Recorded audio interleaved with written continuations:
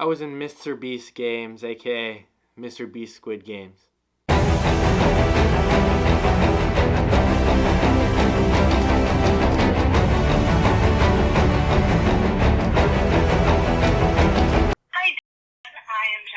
calling on behalf of MR.BEAST YouTube to let you know that you have been selected to be a part of our upcoming Squid Game video.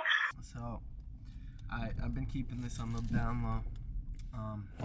It's the morning of, but I was selected to take part in the MR.BEAST Squid Game, and we just got done picking up some breakfast. We're headed to the airport right now. I've got my girlfriend here driving me. Hello, I am the chauffeur. That you always hear in the videos. I'm pretty nervous. This is terrifying. I'm more scared of the plane. I have my sandwich. I'm sorry. I'm more scared of the plane ride. I'm really anxious right now, so I'm kind of freaking out. I took a massive dump this morning, a fear dump. So yeah, we're just headed to the airport, and I'll get back to you when I can. Hopefully I don't die. You're not gonna die. Because airplanes are absolutely scary. If I don't die by the plane, hopefully I don't die by an anxiety attack. So I'll see you guys at the airport. I'm gonna eat some delicious breakfast.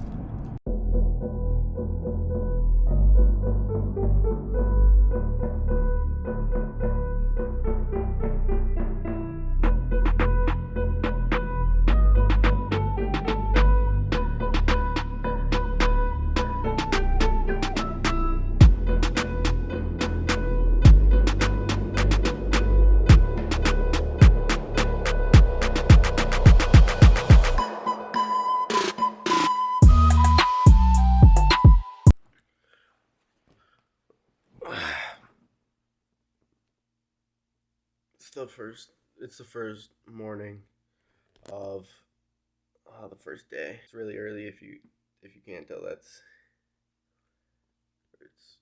4:30. For me that's 3:30 in the morning. Because of time zone differences. I'm pretty exhausted. It's gonna be a long day.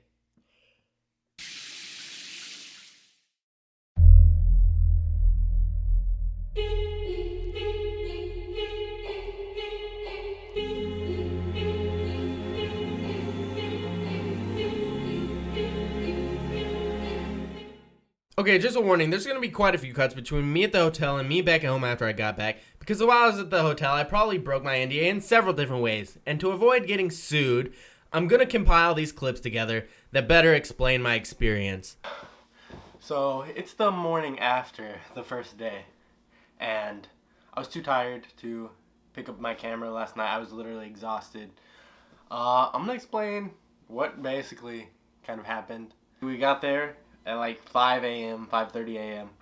Not 5:30. We got there at like 6:30 a.m. and they took us onto the set. We had to go to a registration booth and check in. We got our jumpsuits. I don't have them one right now. I think we're gonna get to keep them at the end of the set. They said we probably will, but they need to collect them back at the end of each day so they can clean them, wash them for the next day so they look nice on camera. Oh, and I'm just going to preface this. I don't have any footage on set because we are not allowed to take our personal devices. We're not allowed to have phones, cameras. We're not allowed to have anything, basically. We also had these in our bag, if that focus. It's a MR.BEAST buck. These were used for meals. They had food trucks lined up outside. No MR.BEAST burger, surprisingly. It was just food trucks outside of the warehouse. And we got to spend these to get free food. We had one for breakfast. We had this one for lunch. We didn't get to use it because we were inside filming at the time of lunch, so we missed out on lunch. And one for dinner. Obviously, I wasn't going to starve myself all day, so I obviously spent the others. But that's fine. I love food more than I love the logo of a beast buck. We had to wait on set for 8 hours. Then they had some games. lined up outside for us in the little horse like stable area. They had Jenga, bocce ball, cornhole. I don't know why anyone would call that game cornhole when it can just call it bags. Cornhole just sounds wrong. It was one of the first times I've ever heard that game called that. Called cornhole, so it was a little. TP for my bunghole. After the games, there was the coordinator. It was this really big, tall, firm guy who just wanted to get things done orderly, because setting things up takes a long time. There were 456 of us on the first day of set filming. He takes us all to the little horse roaming area, whatever you call it, and starts lining us up in rows by number. I was number 110. I didn't have a significant number from the show, so my fate was sealed. I didn't have plot armor. I wasn't 456. I wasn't 119. I wasn't number 1. I wasn't the old man. Which, ironically enough, number 1 was an old man. They take us to another booth where we get our little necklaces that kill us. It was just a little electrical board with a Tide Pod looking thing rubber banded to it. That was made by William Osman, another great YouTuber that was there. No one really recognized him. I was one of the few people who actually knew who he was, surprisingly. So I guess watching YouTube pays off. I didn't speak to him though.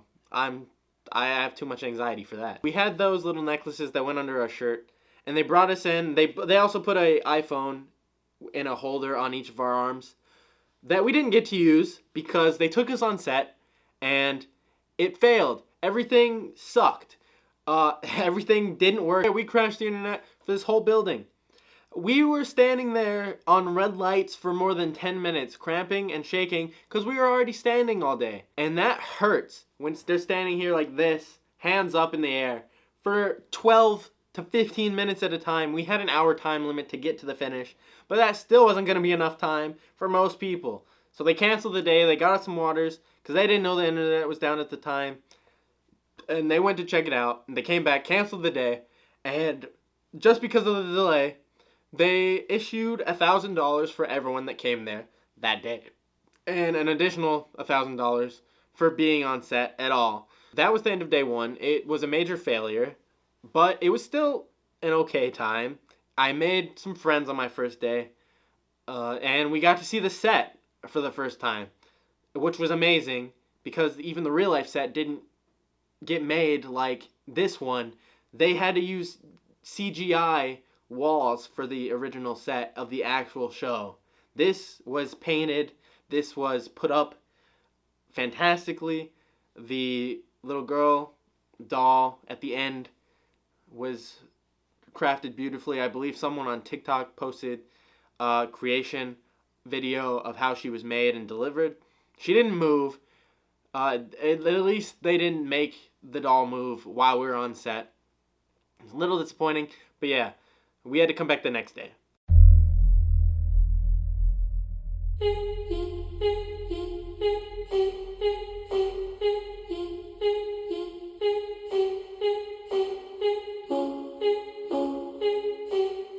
Then we came back the next day for day 2.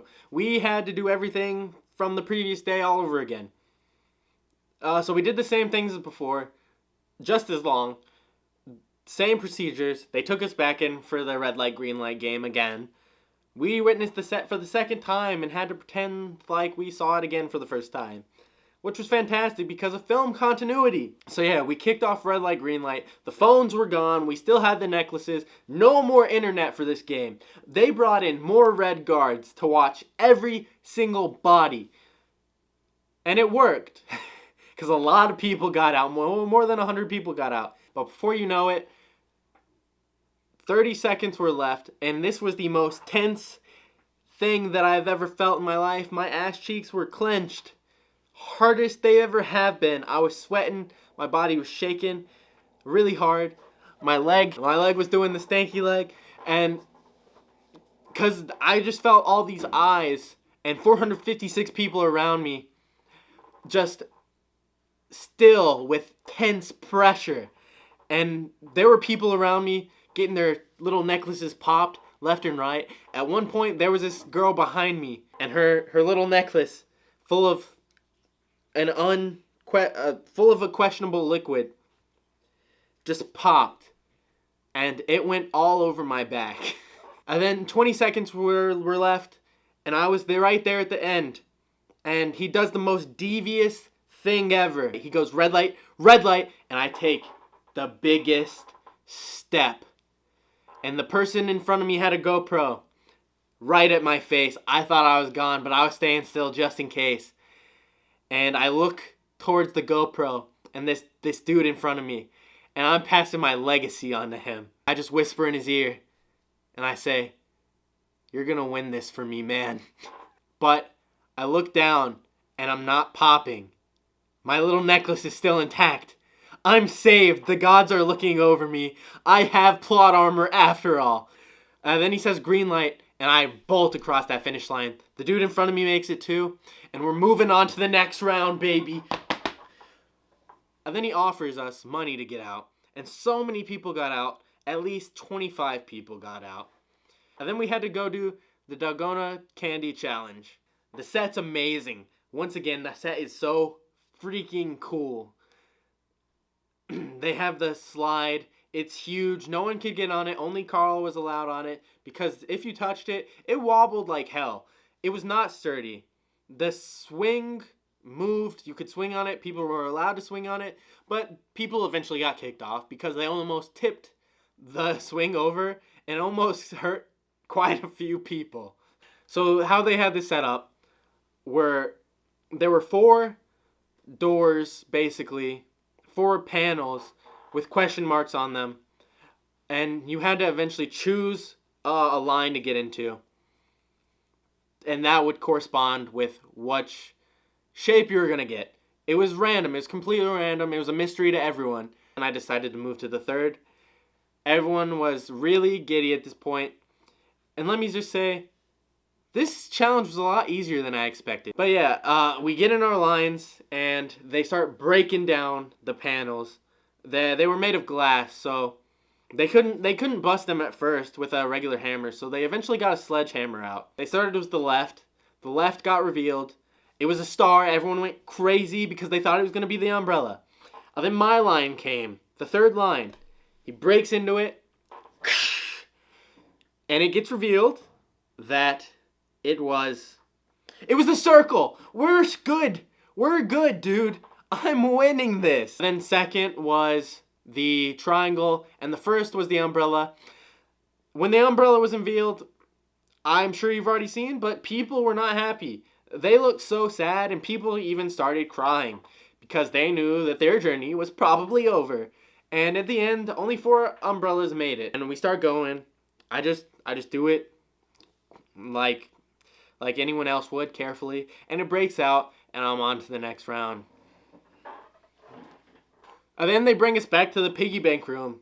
They do the countdown all over again, and randomly, Jimmy just says, "Get into teams of 10, everyone." And yeah, panic started ensuing among everybody. We knew what it was for, but still, we knew if we didn't get a good team, we weren't moving on. Yeah, tug of war was about to happen, baby. The strongest of the strong are going to move on while the weak fiddle and crash and burn. And look at these guns. You already know. But yeah, I almost didn't find a team. Because I had a team originally, but I got kicked off because they already had 10 people. And I got there a little late, so they decided I wasn't fit for the team. I decided myself I wasn't fit for the team. But eventually I found a team that I found a home with, because it had plot armor. It had player 456. Yeah, that's right. We weren't losing this game. We had the main character. And it was also a team full of dudes. I guess testosterone flows to testosterone, because we look like dicks. So yeah, they drive us to the set. They line us up, start drawing us randomly. And the teams were so evenly matched, like through the random picking, that you would have thought it was scripted. And everyone did think it was scripted, but it wasn't. Like, the 2 biggest dude teams got matched up with each other. my team and another frat boy team got matched up with each other. They were pretty even matches. The girl teams got matched up with each other, and it made for some really entertaining content, I think. So yeah, some were more one-sided than the others because of reasons, and another team lost 2 members because they were mad about something, so they replaced them with Carl because, of course, he equals 2 people. Not really, because they got demolished. Ironically enough, Carl also offered my team some advice that helped us win. So, Carl, how did you lose, dude? But yeah, we get in there. Carl was like, listen, a lot of teams have lost because they weren't in unison. And we're like, we know. It's our plan already. And we start going, and they start pulling us pretty bad for a second. Just for a second. And then Carl starts chanting, and he's like, pull, pull. And we're like, yeah, pull, pull. And we all start pulling at the same time, and we win.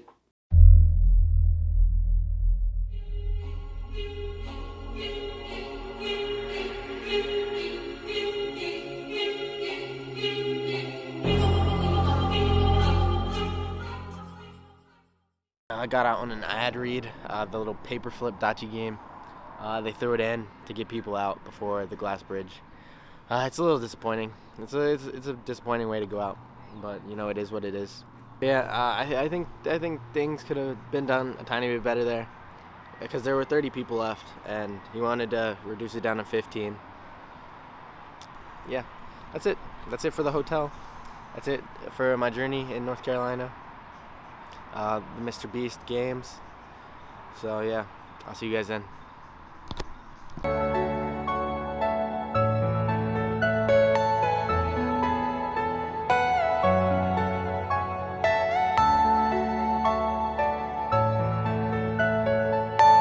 Are you all my personal dreams?